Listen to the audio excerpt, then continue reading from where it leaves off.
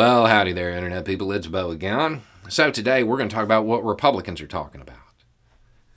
Of course, I can't really figure out why they're talking about it. It doesn't make any sense to me.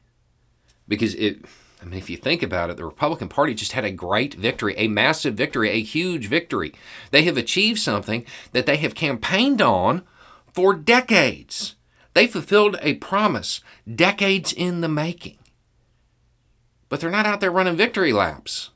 It's really weird. It seems like everybody involved in the Republican Party should be out there going, look what we did. It took us a long time, but look what we did for you, the American people. Look how we achieved our goals. Look how we set out to accomplish what you wanted. And there it is. Because Americans don't want this, right? 80% of Americans support access, and right around 70%, 68 to 72, 67 to 72, somewhere in there, depending on the poll, specifically oppose Roe being overturned, and only 20% of Americans want it banned. It's almost like they didn't actually really want to do this. It's almost like it was a wedge issue to motivate a base. And now that it has happened, or is apparently going to happen, they're super worried. They're worried about that information coming out before the midterms. That's what it's about, right? It seems as though y'all should be trumpeting this and saying, look, re-elect us. We did what you wanted. But the reality is you did something that is just overwhelmingly opposed. So they don't want to talk about it. Instead, they want to talk about the leak. If you're talking about the leak rather than what's going on, if you're talking about the leak and wanting to go after whoever did it instead of celebrating what you accomplished, I think the only thing people can infer from that is that you're too scared to tell the American people that you had something to do with it, because you know that it is wildly unpopular.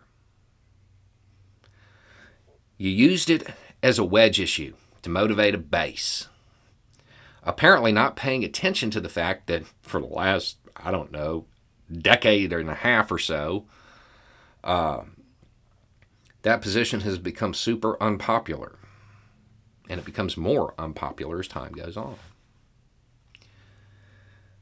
So, this victory, you can't expect us to forget about it.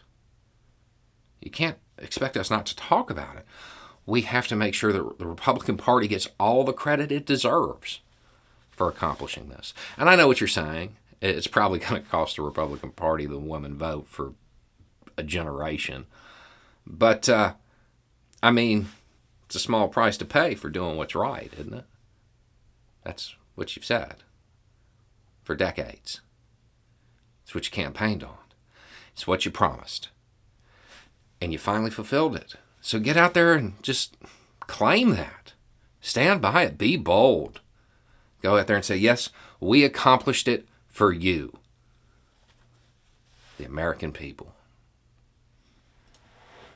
I think that's the smartest move. In fact, I think it might be a good idea to make sure that anybody who voted to put these Supreme Court justices up there is tied to it. I think everybody should be talking about that, especially the Democrats. I think they should be mentioning it constantly. 80% of Americans want access. Right around 70% oppose overturning Roe. You're a dog that caught the car. Now you got to figure out what to do. And this is the moment for the Democratic Party to step up, because this is your chance for the midterms. You have to seize it. And if the American people do hand the Democratic Party the House and the Senate, the number one priority should be to pass legislation to make sure that this wedge issue goes away. To turn it into law and do what should have been done a long time ago. Do what the American people are asking you to do.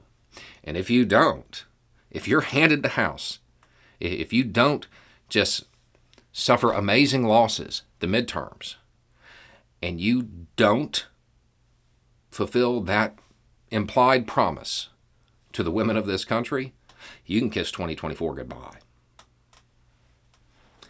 Anyway, it's just a thought. Y'all have a good day.